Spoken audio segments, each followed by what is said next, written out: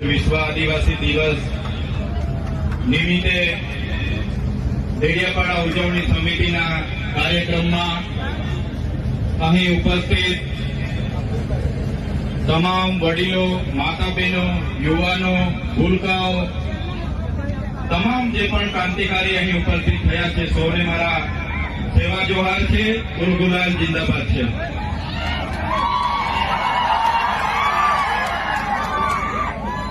જે સમિતિએ 9 ઓગસ્ટ વિશ્વ આદિવાસી દિવસની દેડિયાપાડા ખાતે આયોજન કર્યું, અમને આમંત્રણ આપી ઘણા લોકો અહીંયા બોલે એવા છે, છતાંય સાથી આગેવાનોએ પણ મને બોલવાનો જે તક આપ્યો છે અને મને જે સન્માન આપ્યું છે એ બદલ સૌપ્રથમ બધા માટે એમના ચરણોમાં હું નમન કરું છું. સૌને હું પ્રણામ કરું છું.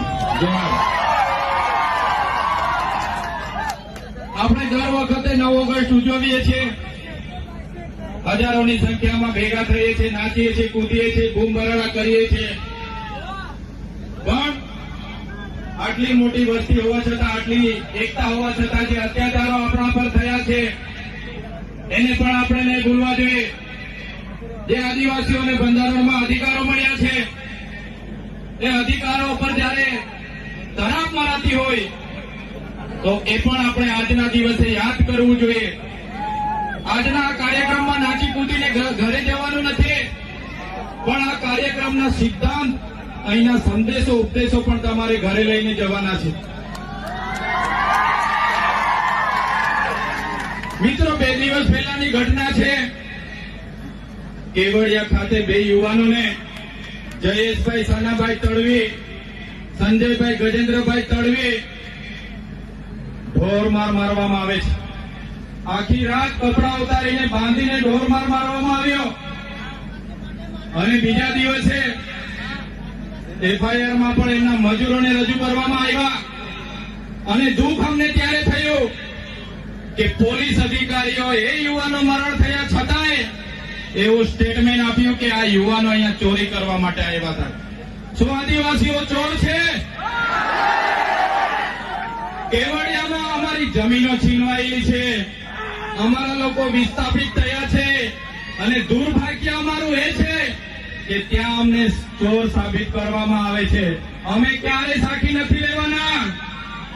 જે લોકોએ અમને ચોર કીધા છે, આવનાર દિવસમાં એનો જવાબ પણ એ લોકોએ આપવો પડશે, એનો ખુલાસો પણ એ લોકોએ કરવો પડશે. 13 તારીખે 5 દિવસનું બેસણું કેવડિયા ખાતે એ લોકોનું રાખ્યું છે એમના પરિવારોએ. ત્યારે એ લોકોની આપવીતી જોઈને, એ યુવાનોને જે રીતે મારવામાં આવ્યા એ જોઈને ખરેખર એટલી બેરહેમીથી આદિવાસી યુવાનો પર અત્યાચારો થયા છે. ત્યારે આ 13 તારીખે આજના મંચ પરથી તમને આહવાન કરું છું, કેવડિયાવાળા એકલા નથી, એમની સાથે ડેડિયાપાડાના લોકો પણ છે. 13 તારીખે આખું કેવડિયા અમે ભરી દઈશું. તૈયાર છો બધા? પોલીસના મિત્રોને પણ કેમ છું, ઘણા પોલીસ અધિકારીઓ આપણા સમાજના છે, એમને પણ હું આજના મંચ પરથી કેમ છું. તે દિવસે કેવડિયા જતા વચ્ચે નાકા આવશે ને તો તમે જાણો ને તમારું કામ જાણે. આદિવાસી સમાજ અંગ્રેજો સામે પણ ઝૂક્યો નથી. આજે ગોરા અંગ્રેજોને આદિવાસી અમે એટલા માટે ગર્વ અનુભવીએ છીએ. અમે અહીંયા આદિ અનાદિકાળથી વસીએ છીએ. અહીંના અમે મૂળ નિવાસી છે, મૂળ માલિકો છે. આજે અમને વનવાસી કહેવામાં આવે છે, વનબંધુ કહેવામાં આવે છે. અમે આદિવાસીઓ છે, હજારો વર્ષોથી વસનારા આદિવાસીઓ છે. અમે જે વખતે આ વિસ્તારોમાં, આ દેશ પર જે વખતે મુગલોનું આક્રમણ થયું, હુણોનું આક્રમણ થયું, ફ્રેન્ચોનું આક્રમણ થયું, પોર્ટુગીઝો આવ્યા, અંગ્રેજો આવ્યા, ત્યારે પણ આદિવાસીઓએ ગુલામી નથી સ્વીકારી. સ્વાયત્ત રાજ્ય અમારા રજવાડા હતા. રાજપીપળાનો ઇતિહાસ જોઈ લો. નાંદોદ અમારા નંદભીલની નગરી હતી. સાગબારા અમારા કુંવર વસાવાનું રજવાડું હતું. ભેલાધામમાં અમારા રાજા પાંઠાવીનો દેવનું રજવાડું હતું. કઈ પ્રકારે હેરાન પરેશાન કરીને ખદેડીને આજે અમને આદિવાસીઓને વિભાજિત કરવામાં આવ્યા છે. તમે રામાયણ વાંચી લેજો. રામાયણના પહેલા પાને આદિવાસી વાલ્મીકીનો ઉલ્લેખ હશે,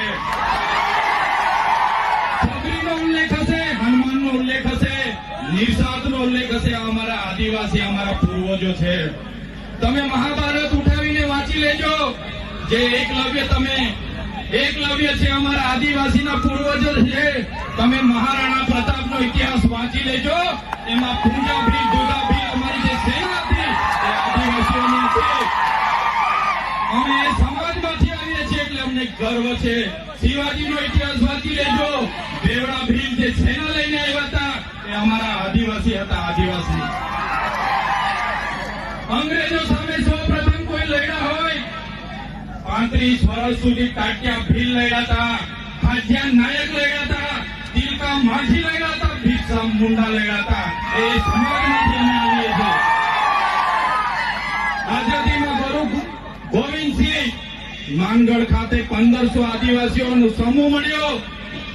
અંગ્રેજોએ ગોળીબાર કરીને હત્યાકાંડ કર્યો. 1500 આદિવાસી મરી ગયા.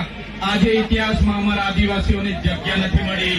અમે ક્યારે સાખી નથી લેવાના. જે રીતે આદિવાસીઓ સાથે અન્યાય થયો, આજે દેશમાં આઝાદીનો અમૃત મહોત્સવ મનાવવામાં આવે છે. કરોડો રૂપિયાના તાઇફાઓ કરવામાં આવે છે. આદિવાસી વિસ્તારમાં મોટા ડેમો બનાવી દેવાથી, આદિવાસી વિસ્તારમાં મોટા સ્ટેચ્યુ બનાવી દેવાથી, રોડ હાઈવે બનાવી દેવાથી આદિવાસીનો વિકાસ થવાનો નથી. આદિવાસીઓને ડેમનું પાણી આપો, સારી શાળા આપો, સારી કોલેજ આપો, સારા ડોક્ટર આપો, સારી યુનિવર્સિટી આપો, તો જ આદિવાસીનો વિકાસ થવાનો છે. આજે ગુજરાતમાં 15% આદિવાસીઓ વસે છે. દેશમાં 8% આદિવાસીઓ વસે છે. દરેક ક્ષેત્રોમાં અમારી સાથે અન્યાય થયો છે. જે પણ સરકારો આવી માત્ર ને માત્ર મત બેંક તરીકે આદિવાસીનો ઉપયોગ કર્યો છે. આજે તમે કોર્ટમાં જજો, કોર્ટમાં જે જજો બેસે છે, આજે ગુજરાતમાં અમે 15% છે તો 100 જજમાંથી 15 જજ આપણા હોવા જોઈએ કે નહીં હોવા જોઈએ? આઈએસ આઈપીએસ આપણા 15 હોવા જોઈએ કે નહીં હોવા જોઈએ? મામલતદાર, ટીડીઓ, કલેક્ટર અમારા 15 હોવા જોઈએ. તે આજે નથી. એ હવે આવનાર દિવસોમાં આદિવાસી સમાજે જાગવાનું છે. આટલી મોટી સિટીઓમાં રિયલ એસ્ટેટ બને છે. રિયલ એસ્ટેટના બિલ્ડરો કોણ છે? કેટલા આદિવાસીઓ રિયલ એસ્ટેટના બિલ્ડરો છે? અમારા લોકોને શિક્ષા નથી આપવામાં આવી, નર્મદાનું પાણી નથી આપવામાં આવ્યું, કડાણા ઉકાઈ ડેમનું પાણી નથી આપવામાં આવ્યું. આજે પણ અમારા લોકો મજૂરી માટે શહેરમાં જવા મજબૂર થયા છે. અમે સાચી નથી લેવાની. એટલા માટે